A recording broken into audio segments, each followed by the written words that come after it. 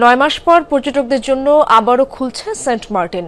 আগামী ১ নভেম্বর থেকে যাতায়াত করা যাবে নয়নাভিরাম এই দ্বীপে। তবে নভেম্বর ১ মাস রাত্রি যাপন করা যাবে না। পর্যটকদের মানতে হবে সরকারের ১২টি নির্দেশনা। প্রাণ সসের মাখামাখি টেস্ট নুডলসকে করে তোলে আরো ইয়ামি আরো জোস। প্রাণ সসের বস। বঙ্গোপসাগরের বুকে ৮ বর্গ কিলোমিটার আয়তনের প্রবাল সমৃদ্ধ দ্বীপ সেন্ট মার্টিনে গত ১ ফেব্রুয়ারি থেকে পর্যটকদের যাতায়াত বন্ধ। অবশেষে নভেম্বর থেকে জানুয়ারি পর্যন্ত ৩ মাস দ্বীপটিতে ভ্রমণের সুযোগ পাচ্ছেন পর্যটকরা।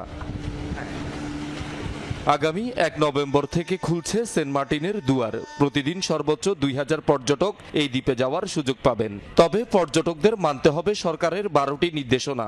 নভেম্বরে পর্যটকরা শুধু দিনের বেলা যেতে পারবেন, রাত যাপন করতে পারবেন না। ডিসেম্বর ও জানুয়ারি ২ মাস রাত যাপনের সুযোগ থাকবে। ডিসেম্বর জানুয়ারিতে ওখানে রাত্রি যাপনের সরকার ব্যবস্থা করবে, যাত্রীরা থাকতে পারবে। ওখানে পর্যটকদের অবস্থান নিরাপত্তা নিশ্চিত করার জন্য আমরা জেলা প্রশাসন থেকে আইন শৃঙ্খলা রক্ষাকারী বাহিনীর সকল ধরনের পদক্ষেপ গ্রহণ করব। আপাতত ৬টি জাহাজ সেন্ট মার্টিন আসা যাওয়া করবে। পর্যটকদের অবশ্যই ট্যুরিজম বোর্ডের স্বীকৃত ওয়েব পোর্টালের মাধ্যমে অনলাইনে টিকিট কিনতে হবে। টিকিটে ট্রাভেল পাস এবং কিউআর কোড সংযুক্ত থাকবে।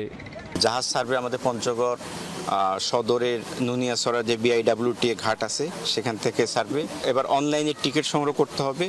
আমরা সেখানে জাহাজ ঘাটে বিআইডব্লিউটি ঘাটের ওখানেই টিকিট চেকিং বা এই ধরনের পদক্ষেপ নিয়েছি। তবে নভেম্বর মাসে পর্যটকদের রাত যাপনের সুযোগ না দেয়ায় সেন্ট মার্টিনের পর্যটন খাতে বিনিয়োগকারীরা ক্ষতিগ্রস্ত হবে বলছেন দ্বীপটির ব্যবসায়ীরা। শহীদুল সুমন, যমুনা নিউজ।